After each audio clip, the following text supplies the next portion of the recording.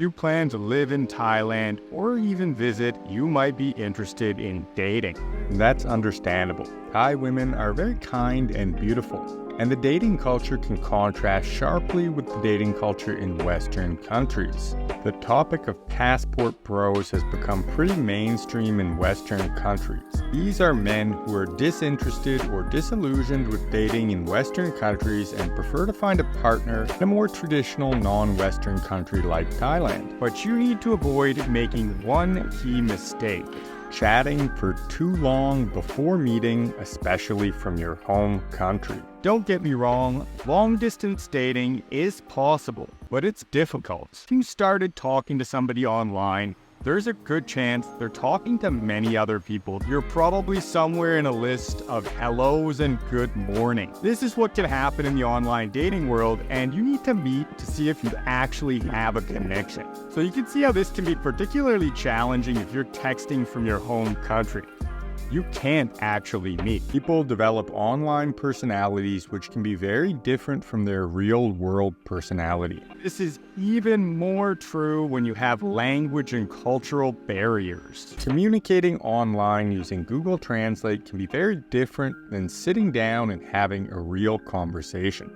And of course, the pervasive face apps that can make people look very, very different online and in real life. You don't want to spend a lot of time and energy building an online connection and then just realize they're totally different when you actually meet them.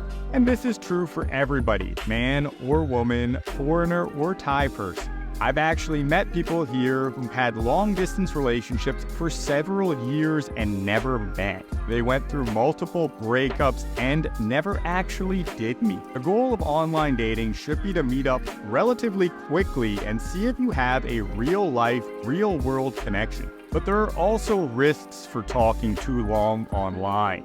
Thailand has Facebook groups where women will post pictures of the men that they are talking to. These are private groups, but they're huge.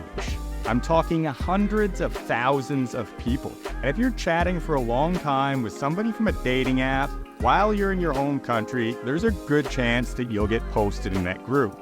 Women normally post your picture to see if anybody else is talking to you, if you're married, if you're in a relationship, or any other information about you. And it's much more likely that you'll get posted in the group when you're chatting with women while you're still in your home country. And the reason is that many guys use these dating apps, try to set up as many dates as they can for what you would call holiday girlfriends. Thai friendly, I'm looking at you. And these Facebook groups popped up as a response to that so that women can check out the guys that are contacting them from these apps to see if they are the ones looking for their holiday girlfriends. Fair enough. But if that's not you, you want to avoid getting posted in these groups, particularly by somebody that you never actually met and may have had no real-world connection with. And of course, if you're one of those guys talking to many girls from dating apps like Thai Friendly and they suddenly disappear, now you know why. But that isn't the only risk.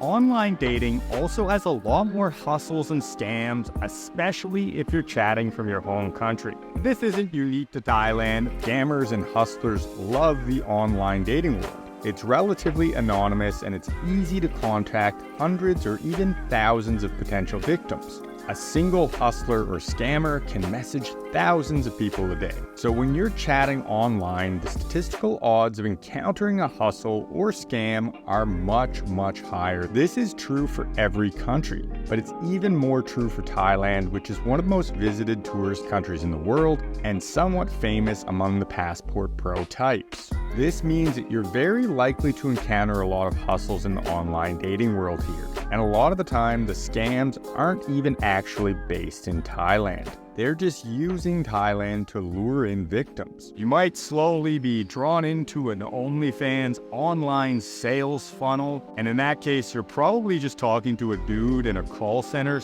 that is not a joke, or you might get asked for money, and in that case, there's a good chance that you're in a Nigerian scam. These are the romance scams, and they're quite famous in Thailand for targeting both foreigners and Thai women, and they're very effective. We see news stories about them here all the time. The reality is that online dating just has a lot more hustles and scams, and this is only going to become more pervasive with things like AI face apps.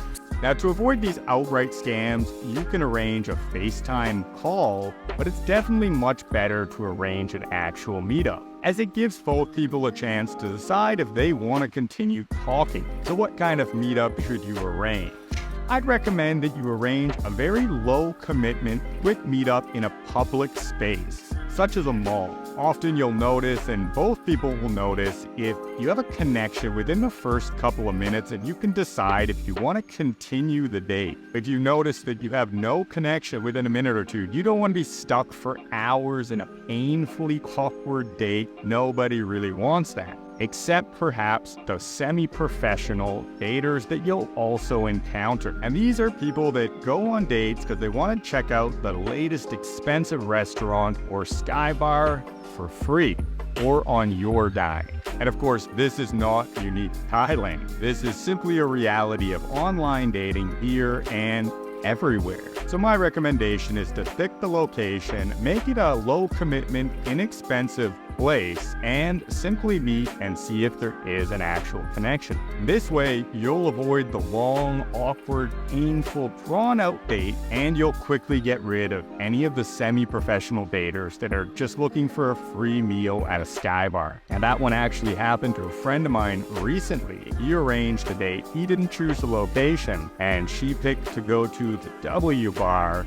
And when he arrived, she actually brought a friend, and he's a nice guy, so he ended up paying for dinner for both of them, and then they left. And so this is actually something that happens, and it's very specific to the online dating world because it's just easy to do. So make sure that date is a low commitment, inexpensive date first.